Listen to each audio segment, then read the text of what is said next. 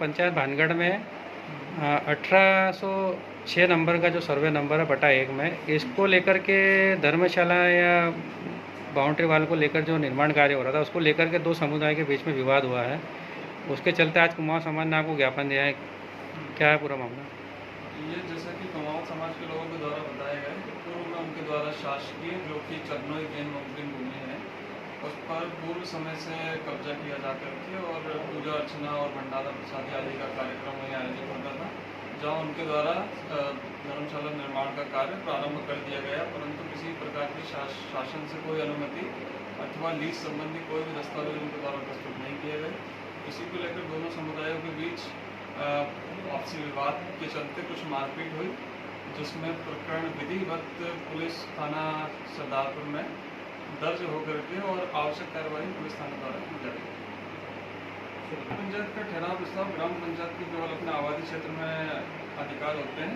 शासन की अन्य भूमि पर ग्राम पंचायत को किसी प्रकार का कोई अधिकार नहीं है, जब तक माननीय कलेक्टर महोदय द्वारा इसको भूमि आवंटित नहीं की जाएगी, किसी प्रकार का कोई निर्माण कार्य नहीं किया जाएगा। उक्त भूमि अभी ग्राम पंचायत के अधीन है कि राजस्व विभाग की? ये राजस्व रिकॉर्ड की चरनोई गैर मुल्की भूमि है जी। निर्माण का एक दिन पहले कैसे आगे बना नहीं सकता हूँ, हमें जाओ।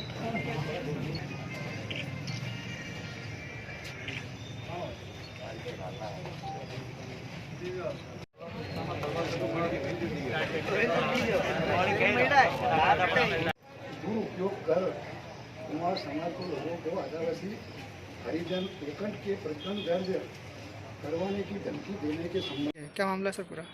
आज राजगढ़ थाने के एक मामले का ज्ञापन दिया गया है और सभी लोगों को आश्वासित किया गया है कि इसमें जो भी कार्रवाई है वो विधिपूर्ण और न्याय संगत है। जी सर, नाम बताइए। Aditya Pratap Singh SP. Thank you sir. नहीं ठीक है, उसमें किया है, आप लोगों की इसमें कोई गलती है नहीं, इसमें अज्ञात तो है या आपने जो एफ आई आर की आप चिंता करिए, तो अन्याय नहीं होगा। ठीक है, वो हमारे संज्ञान में है। कई बार क्या होता है, सब करना पड़ता है। Thank you sir. कारण जो है तहसील अपने सरदारपुर तहसील के ग्राम पंचायत भानगढ़ के सरपंच द्वारा जो एक ठहराव प्रस्ताव बनाया गया है, तो ये है कि जानकारी के अनुसार यदि देखा जाए तो किसी भी प्रकार का राजस्व की भूमि पर ठहराव प्रस्ताव बनाने का अधिकार पंचायत के अधीनस्थ नहीं रहता है। तो आदरणीय सरपंच साहब से निवेदन है कि इस प्रकार का कोई आगे से कार्य ना करे और इस प्रकार का ठहराव प्रस्ताव ना बनाए, जिससे कि दो पक्षों के बीच में किसी प्रकार का विवाद उत्पन्न हो। पूर्व में भी वहाँ पे कोई धर्मशाला निर्माण की गई थी पूर्व सरपंच? धर्मशाला निर्माण को लेकर उन लोगों की मांग है कि हम धर्मशाला निर्माण करेंगे, लेकिन जो 1806 सर्वे क्रमांक है वो हमने नक्शा निकाला है।